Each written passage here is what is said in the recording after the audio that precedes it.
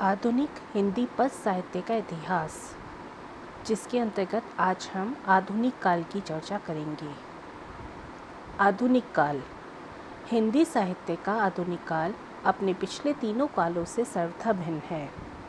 आदि काल में डिंगल, भक्ति काल में अवधी और रीति काल में ब्रज भाषा का बोलबाला रहा। वहीं इस काल में आकर खड़ी बोली का वर्चस्व स्थापित हो गया। अब तक के तीनों कालों में जहाँ पद का ही विकास हुआ था, वहीं इस युग में आकर गद्य और पद का समान रूप से व्यवहार होने लगा। प्रतिपाद्य विषय की दृष्टि से भी इस युग में नवीनता का समावेश हुआ। जहाँ पुराने काल के कवियों का दृष्टिकोण एक सीमित क्षेत्र में बंधा हुआ रहता था, वहाँ आधुनिक युग के कवियों ने समाज के व्यवहारिक जीवन का व्यापक चित्रण करना शुरू कर दिया। इसीलिए इस युग की कविता का फलक काफ़ी विस्तृत हो गया। राजनीतिक चेतना, समाज सुधार की भावना, आध्यात्मवाद का संदेश आदि विविध विषय इस काल की कविता के आधार बनते चले गए। अब हम आधुनिक काल के काल विभाजन को देखेंगे। जैसे हमने हिंदी पद साहित्य का इतिहास के अंतर्गत तीनों काल विभाजन को इससे पहले चर्चा किया था, आज चौथा काल जैसे आधुनिक काल है, इसका स्वयं का भी विभाजन है। इसको हम 5 युग में बांटते हैं। कारण यह है कि आधुनिक काल का समय सीमा काफ़ी विस्तृत है। जैसे आप देख रहे हैं कि 1857 से ये शुरू हो गया था और आज तक ये लगातार चल रहा है, जो समय सीमा बहुत अधिक विस्तृत है। इसीलिए इसको हम विभिन्न कवियों और विभिन्न विचारकों के आधार पर विभिन्न कालों में विभाजित करते हैं, ताकि उसको समझना आसान हो जाए। जिसमें सबसे पहले भारतेंदु युग आता है, जिसका समय सीमा 1857 से 1900 ईस्वी तक। दूसरा द्विवेदी युग जो 1900 से 1918 तक। छायावादी युग 1918 से 1936 तक। उसके पश्चात उस समय को छायावादोत्तर युग कहा जाता है। 2 तरह के आपको प्रश्न मिल सकते हैं कि छायावादोत्तर युग कौन सा है। तो छायावादी युग के पश्चात जो 3 समय सीमा है, उसे छायावादोत्तर युग कहा जाता है, अर्थात छायावाद के पश्चात का युग, जो 3 भागों में विभक्त है: प्रगतिवादी युग, प्रयोगवादी युग और नवकाव्य युग। जिसकी समय सीमा है, प्रगतिवाद की समय सीमा 1936 से 1943 तक, प्रयोगवाद की 1944 से 1953 तक और नवकाव्य युग या नवीन कविता का युग, इसकी समय सीमा 1953 से आज तक चली आ रही है। इसमें सबसे पहले जो हमारे काव्य के आधुनिक युग का युग था, भारतेंदु युग। जैसा कि आप गद्य साहित्य में भी भारतेंदु युग पढ़ चुके हैं। कारण ये है कि वहाँ पर हमारा जो गद्य साहित्य आरंभ ही भारतेंदु युग से होता है, परंतु यहाँ हमारे आधुनिक काव्य का आरंभ भारतेंदु युग से होता है। जैसा मैंने आपको पहले भी बताया है कि काव्य का क्षेत्र हिंदी में बहुत प्राचीन है, गद्य हमारे यहाँ नवीन है। तो आधुनिक युग में भारतेंदु युग सर्वप्रथम आता है, जिसकी समय सीमा 1857 से 1900 ईस्वी तक मानी जाती है। ईस्वी सन 1850 से ही इसका आरंभ हो गया था। 1900 तक कविताओं पर भारतेंदु हरिश्चंद्र का गहरा प्रभाव पड़ा। वे ही आधुनिक हिंदी साहित्य के पितामह भी माने जाते हैं। उन्होंने भाषा को एक चलता हुआ रूप देने की कोशिश की। आपके काव्य साहित्य में प्राचीन व नवीन का मेल बहुत लक्षित होता है। भक्तिकालीन, रीतिकालीन परंपराएं आपके काव्य में देखी जा सकती हैं, तो आधुनिक नूतन विचार और भाव भी आपकी कविताओं में पाए जाते हैं। आपने भक्ति प्रधान, श्रृंगार प्रधान, देश प्रेम प्रधान तथा सामाजिक समस्या प्रधान कविताएं की हैं। भारतेंदु हरिश्चंद्र जी ने ब्रज भाषा से खड़ी बोली की ओर हिंदी कविता को ले जाने का प्रयास किया। इसीलिए इस युग में अन्य कई महानुभाव ऐसे हैं जिन्होंने विविध प्रकार के हिंदी साहित्य को समृद्ध किया। अर्थात भारतेंदु युग की कविता पर भारतेंदु हरिश्चंद्र का सबसे गहरा प्रभाव पड़ा। इसीलिए उस युग को भी भारतेंदु युग के नाम से जाना जाता है। और उस युग के जो प्रमुख कवि हैं और उनकी कविताएं हैं, उनके विषय में हम चर्चा करते हैं। यहाँ आप इस स्लाइड में देखेंगे कि भारतेंदु युग के प्रमुख कवि और उनकी रचनाएं आपको परिलक्षित हो रही हैं। जब सबसे पहले भारतेंदु हरिश्चंद्र, जिन्होंने मुख्यतः जो रचनाएं लिखी हैं वो यहाँ पर दिखाई दे रही हैं। भारतेंदु हरिश्चंद्र की प्रेमाश्रु वर्णन, प्रेम सरोवर, प्रेम माधुर, प्रेम प्रतहन, गीत गोविंद, प्रेम फुलवारी, वर्षा विनोद, विनय प्रेम और 50 आदि। वैसे भारतेंदु हरिश्चंद्र की 70 काव्य कृतियाँ प्रचलित हैं, परंतु उनमें से ये प्रमुख हैं। दूसरे कवि भारतेंदु युग के हैं बद्री नारायण चौधरी प्रेमधन, जिनकी मुख्य रचना आनंद अरुणोदय, मयंक महिमा, अलौकिक लीला आदि हैं। तीसरे प्रताप नारायण मिश्र, इन्होंने मन की लहर, श्रृंगार विलास और प्रेम पुष्पावली काव्य संग्रह लिखे हैं। अंबिका दत्त व्यास, हो होरी, सुवरी सस्सई और पावस पचासा, ये इनकी मुख्य काव्य कृति हैं। चौथे कवि हैं राधा चरण गोस्वामी, जिन्होंने नव भगत पाल काव्य रचना लिखी है। इसके पश्चात दूसरा युग द्विवेदी युग के नाम से प्रचलित है, जिसकी समय सीमा 1900 से 1918 मानी जाती है। सन 1900 के बाद 2 दशक पर पंडित महावीर प्रसाद द्विवेदी का पूरा प्रभाव पड़ा और इसीलिए इस युग को द्विवेदी युग कहा जाता है। भाषा को स्थिर, परिष्कृत एवं व्याकरण सम्मत बनाने में आपने बहुत परिश्रम किया। कविता की दृष्टि से वह इतिवृत्त्यात्मक युग था। आदर्शवाद का बोलबाला रहा उस समय। ये इसकी द्विवेदी युग की मुख्य विशेषताएं हैं। भारत का उज्ज्वल अतीत, देशभक्ति, सामाजिक सुधार, स्वभाषा प्रेम वगैरह कविता के उनके मुख्य विषय थे। नीतिवादी विचारधारा के कारण श्रृंगार का वर्णन मर्यादित हो गया था। कथा काव्य का विकास इस युग की मुख्य विशेषता है। भाषा खुरदरी और सरल रही। मधुरता एवं सरलता के गुण अभी भी खड़ी बोली में नहीं आ पाए थे। अर्थात अगर ये प्रश्न आता है कि द्विवेदी युग में की कौन कौन सी मुख्य विशेषताएं हैं, तो उसमें ये आपके पॉइंट्स उसकी विशेषताओं में आएंगे। ये 2 नंबर का क्वेश्चन आता है। नॉर्मली किसी न किसी एक युग की विशेषता अवश्य पूछी जाती है काव्य में, जो 2 नंबर का प्रश्न होता है। इसलिए आपको ये जानना आवश्यक है कि युग की मुख्य विशेषताएं क्या थी। इस समय भाषा को स्थिर और परिष्कृत कर दिया गया था और अभी खड़ी बोली का आरंभ हो गया था। इसमें भारत का उज्ज्वल अतीत, देशभक्ति और समाज सुधार, स्वभाषा प्रेम वगैरह कविता के मुख्य विषय माने गए थे।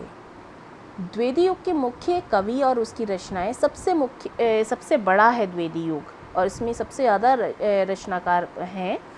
इसमें सबसे प्रमुख हैं अयोध्या सिंह उपाध्याय हरिहोद, जिन्होंने प्रिय प्रवास, रस कलश, चुपते चौपदे, चौखे चौपदे, वैदेही वनवास और पद प्रसून ये लिखा है।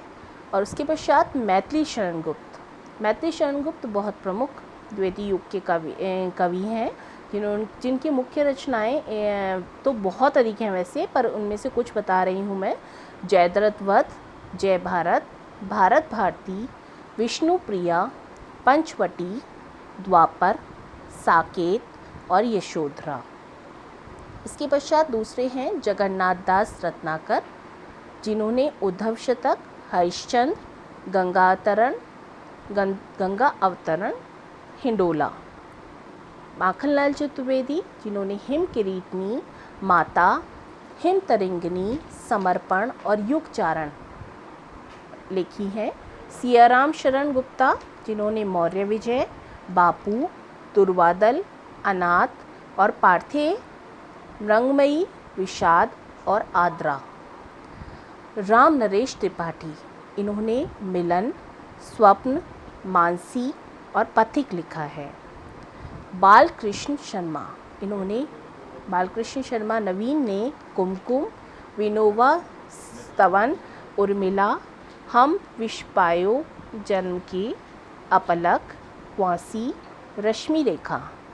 इसके अलावा सुभद्रा कुमारी चौहान, इन्होंने त्रिधारा, मुकुल, गया प्रसाद शुक्ल, स्नेही, करुणा कादम्बरी, प्रेम पचीसी, कृषक कुदन और त्रिशूल तरंग, राष्ट्रीय वीणा ये लिखी हैं। आपने सुभद्रा कुमारी चौहान की तो बुंदेलो हर बोलो के मुँह हमने सुनी कहानी थी, सुना होगा।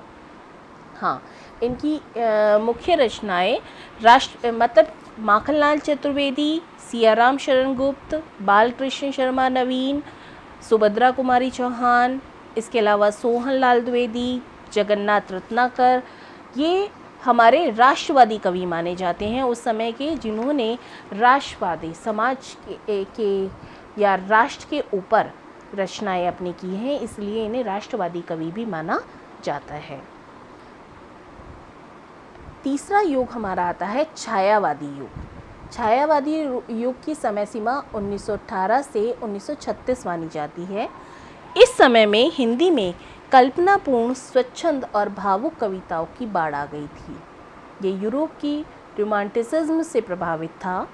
इस समय भाव, शैली, छंद, अलंकार सब दृष्टियों से इसमें नयापन था। भारत की राजनीतिक स्वतंत्रता के पश्चात ये लोकप्रिय हो गया था और इस कविता को आलोचकों ने छायावादी युग का नाम दिया। छायावादी कवियों की उस समय भारी आलोचना हुई, परंतु आज ये निर्विवाद तथ्य है कि आधुनिक हिंदी काव्य की सर्वश्रेष्ठ उपलब्धि इसी समय के कवियों को प्राप्त हुई थी या इसी समय के कवियों के द्वारा प्राप्त हुई थी। छायावाद के जो मुख्य कवि माने जाते हैं वो हैं जयशंकर प्रसाद, जिन्होंने झरना, कामायनी, आंसू, ये आंस नहीं आंसू है, लहर आदि काव्य रचनाएं लिखी हैं, जिसमें कामायनी उनका महाकाव्य है। इसके अलावा प्रेम पथिक भी है उनका, वन मिलन भी है। जयशंकर प्रसाद बहुत अधिक प्रसिद्ध कवि माने गए हैं। उसके अलावा सूर्यकांत त्रिपाठी निराला, जिनकी परिमल, गीतिका, अनामिका, तुलसीदास आदि रचनाएं हैं। सुमित्रा नंदन पंत, इन्होंने ग्रंथि, वीणा, उच्छ्वास, गुंजन, पल्लव आदि रचनाएं लिखी हैं।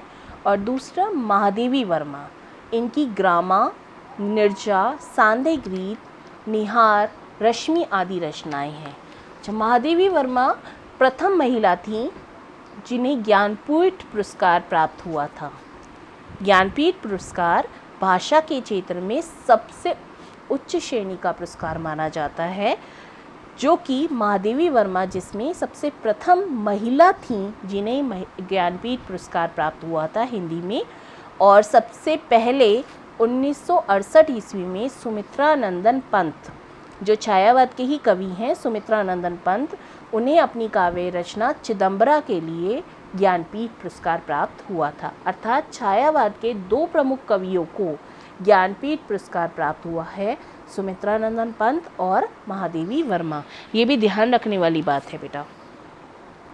छायावाद के बाद के काल को हम छायावादोत्तर काल कहते हैं। छायावादोत्तर काल अर्थात छायावाद के पश्चात का समय, जिसको भी हम अपनी सुविधा के लिए 3 भागों में बांट लेते हैं, जिसमें सबसे पहला आता है प्रगतिवादी युग, जो सन 1936 से 1943 तक रहा। इस समय में संसार में समाजवाद विचारधारा तेजी से फैल रही थी। सर्वहारा वर्ग के शोषण के विरुद्ध जनमत तैयार होने लगा था। इसकी प्रतिछाया हिंदी कविता पर भी पड़ी और हिंदी साहित्य के प्रगतिवादी युग का जन्म हुआ। 1930 के बाद हिंदी कविता में ऐसी प्रगतिशील विचारधारा प्रभावित हो गई, जिसके कारण उस युग को प्रगतिवादी युग कहा जाने लगा। 1936 में प्रगतिशील लेखक संघ के गठन के साथ ही हिंदी साहित्य में मार्क्सवादी विचारधारा से प्रेरित प्रगतिवादी आंदोलन की शुरुआत हुई। इसका सबसे अधिक दूरगामी प्रभाव हिंदी आलोचना पर पड़ा।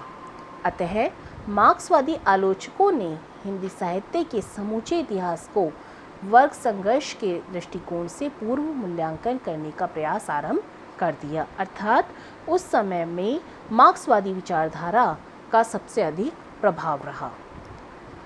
प्रगतिवादी युग के मुख्य कवि और उनकी रचनाएं हम देख लेते हैं, जिसमें सबसे ज़्यादा प्रमुख पहले आते हैं केदारनाथ अग्रवाल, जिन्होंने बहुत सी रचनाएं की, जिसमें अपूर्वा, फूल नहीं रंग बोलते हैं, नींद के बादल, युग की गंगा, आग का आईना और समय समय पर मिलता है रचनाएं मिलती हैं।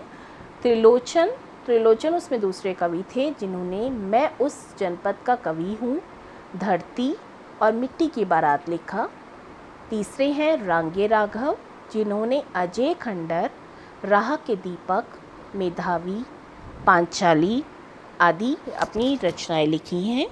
चौथे हैं शिव मंगल सिंह सुमन, जिन्होंने वाणी की व्यथा पर आंखें नहीं भरी, जीवन के गान, विश्वास बढ़ता ही गया, हिल्लौल ये रचनाएं लिखी हैं। और पांचवें हैं नागार्जुन वैद्यनाथ मिश्र, जिन्होंने युगधारा, तुमने कहा था, सतरंगे पंखों वाली, प्यासी पथराई आँखें और भस्मांकुर काव्य रचनाएं लिखी हैं। पश्चात प्रयोगवाद और नवी कविता का युग आता है। प्रयोगवादी जैसे हम पहले भी चर्चा कर चुके हैं, 1944 से लेकर 1953 तक रहा, और नई कविता का युग 1953 से लेकर अभी तक रहा है। कई जगह इन दोनों को एक साथ देखा जाता है और कई जगह हम इसको विभाजित कर लेते हैं। हम एक साथ इसकी चर्चा कर लेते हैं यहाँ पर। दूसरे विश्व युद्ध के पश्चात संसार भर में घोर निराशा और अवसाद की लहर फैल गई थी और इसका साहित्य पर भी बहुत प्रभाव पड़ा था। अज्ञेय के संपादन में 1943 में तार सप्तक का प्रकाशन हुआ। तब से हिंदी कविता में प्रयोगवाद का आरंभ हुआ, अर्थात प्रयोगवाद अज्ञेय की संपादन से आरंभ हुआ, जो उन्होंने मुख्य तार सप्तक लिखा था। तार सप्तक, पहला सप्तक, दूसरा सप्तक, तीसरा सप्तक, इस तरह से उन्होंने कई सारे सप्तक का प्रकाशन किया। तभी से प्रयोगवाद का आरंभ हुआ। इसी का विकसित रूप है नई कविता। नई कविता जिसमें दुर्बोधता, निराशा, कुंठा व्यक्तिकता, छंदहीनता के आक्षेप इस कविता पर लगाए जाते हैं। वास्तव में नई कविता नई रुचि का प्रतिबिंब है, अर्थात इसमें स्वच्छंदता का प्रतिदर्शित होती है। हर चीज़ में स्वच्छंदता। अगर काव्य और उनके कवियों के बारे में चर्चा करें तो प्रयोगवादी कवि मुख्यतः अज्ञेय माने जाते हैं, जिनकी मुख्य रचना आंगन के पार के द्वार, सुनहले शैवाल, हरी घास पर क्षण भर, इत्यंतनम, असाध्य वीणा आदि माने जाते हैं। दूसरे भवानी शरण प्रसाद मिश्र, जिनकी खुशबू के शिलालेख और गीत फरोश हैं मुख्य। तीसरा नाम धर्मवीर भारती का आता है। धर्मवीर भारती ने भी इस क्षेत्र में बहुत कार्य किया, जिनकी कनुप्रिया, अंधा युग और ठंडा लोहा प्रसिद्ध रचना है। चौथे आते हैं गिरिजा कुमार माथुर, जिन्होंने धूप के धान, साक्षी रहे वर्तमान और शिला पंख चमकीले आदि लिखा। नए कविता के मुख्य कवि देख लेते हैं, जिनमें सबसे पहले आते हैं कुंवर नारायण, जिन्होंने आत्मजयी, चक्रव्यूह, परिवेश, हम तुम आमने सामने आदि लिखा। दूसरे हैं सर्वेश्वर दयाल सक्सेना, जिन्होंने कुआनो नदी, जंगल का दर्द, खुंटियों पर टंगे लोग और काठ की घंटियाँ लिखी। दुष्यंत कुमार ने साए में धूप, सूर्य का स्वागत, जलते हुए पवन का बसंत आदि लिखी। अजीत कुमार ने अकेले कंठ की पुकार, अंकित होने दो। लक्ष्मीकांत वर्मा ने तीसरा पक्ष, अतुकांत, और जगदीश गुप्त ने बोधि वृक्ष, संबुक, शब्ददंश, नाव के पाव और गोपा गौतम नवीन रचनाएं लिखी हैं। इसके अलावा कुछ प्रबंध काव्य और कवि भी हैं, जो कि जैसे कि प्रबंध काव्य है जय भारत, जो किसने लिखा, मैत्री शरण गुप्त ने। विक्रमादित्य, गुरु भक्त सिंह, विष्णु प्रभा, मैत्री शरण गुप्त, उर्वशी, रामधारी सिंह दिनकर, आत्मजयी, कुंवर नारायण। अच्छा, एक बात और है कि अज्ञेय जी, जिनका नाम हमें अभी प्रयोगवाद में हमने देखा था, छायावादोत्तर काल में ही देखा था, उसमें था अज्ञेय का पूरा नाम क्या है, एक क्वेश्चन ये भी आता है। तो अज्ञे जी का पूरा नाम है सच्चिदानंद हीरानंद वात्स्यायन अज्ञे। ओके। और एक और क्वेश्चन आ सकता है कई बार कि आधुनिक युग की मीरा किसे कहा जाता है। तो आधुनिक युग की मीरा महादेवी वर्मा जी को कहा जाता है। इसके अलावा ज्ञानपीठ पुरस्कार कितनी भाषाओं में दिया गया है। तो ज्ञानपीठ पुरस्कार 22 भाषाओं में दिया जाता है और यह भारत का भाषा के क्षेत्र में दिया जाने वाला सर्वोत्तम पुरस्कार है, जिसे मैंने आपको पहले भी बताया था, जिसे 2 लोगों, सबसे पहले सुमित्रा नंदन पंत जी को दिया था 1968 में, और सबसे पहली महिला कवित्री हैं महादेवी वर्मा। ठीक है, ये हमारा मुख्य आधुनिक काल है के विषय में हमने चर्चा की है। आशा करती हूँ आप लोगों को सभी को समझ में आ गया होगा, क्लियर हो गए होंगे अपने डाउट्स। अगर फिर भी कोई परेशानी है तो आप कमेंट बॉक्स में अपने डाउट्स डाल सकते हैं ताकि मैं उनका जवाब दे सकूं। धन्यवाद। Thank you very much.